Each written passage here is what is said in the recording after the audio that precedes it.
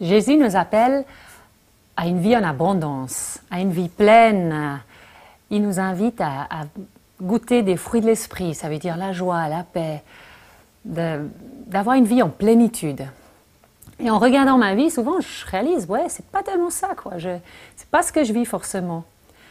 Alors, j'ai utilisé je suis en train de faire du chemin dans un domaine, oui, voilà, que je vais vous expliquer. C'est une sorte de façon de collaborer avec Dieu.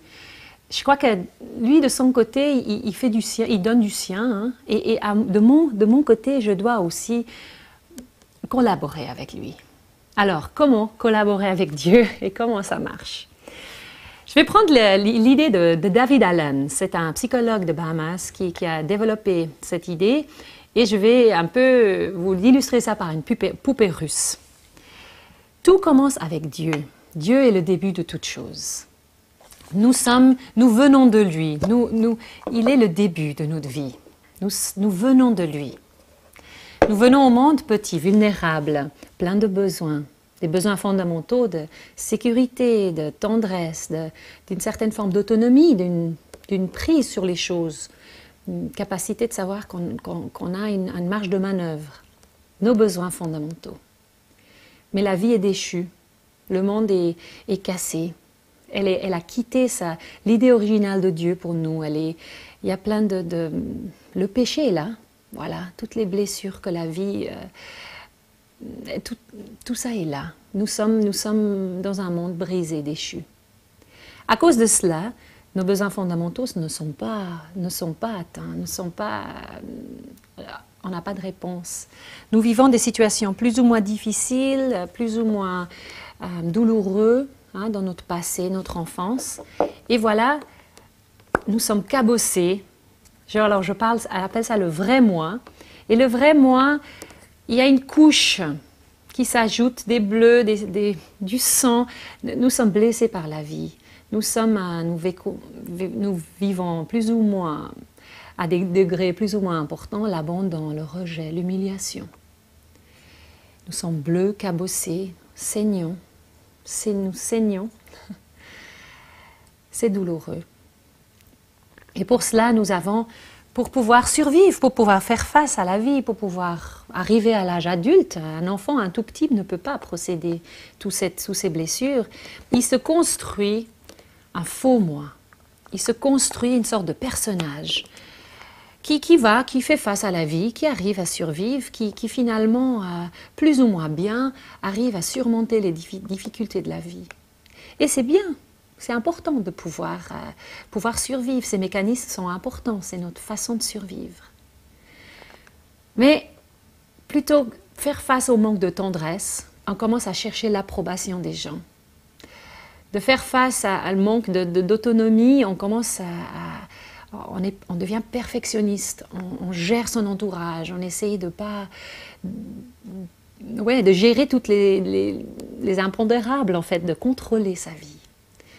La manque de sécurité, on commence à se blinder, on se débrouille, on va se défendre, on va s'en sortir. Donc en fait, ce faux moi, dans un premier temps, nous aide à survivre, mais on devient sclérosé, on devient une sorte de carapace qui nous enferme.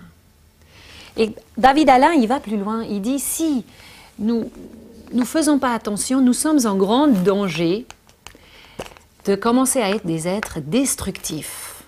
En fait, des êtres destructifs, qui exploitent les autres, qui séduisent, qui utilisent la séduction, la destruction, l'exploitation pour survivre. Nous sommes tous en danger de cela. Et cet appel de Jésus est là, dans Marc 8, 34. Il a une invitation. Jésus dit, si quelqu'un veut me suivre, qu'il renonce à lui-même, en quelque sorte, qu'il est d'accord de mettre de côté son faux moi, qui renonce à lui-même, qui prend sa croix, qui regarde en face ses blessures, qui dit voilà, là ça fait mal, ça fait mal, et qui me suit. Et là, on se retrouve avec le vrai moi. Là, on se retrouve vraiment à la base. Là, on se retrouve de nouveau aux origines. Et il y a une invitation de venir trouver sa sécurité en Dieu, d'être caché en Dieu, d'être protégé, de trouver en lui sa protection, son identité. C'est lui qui va nous aider, nous protéger. Et là, on a de la place pour mûrir. Là où il y a de l'espace, mais on n'est pas juste exposé à tout le mal autour de nous, mais on est protégé, on trouve son identité en Dieu.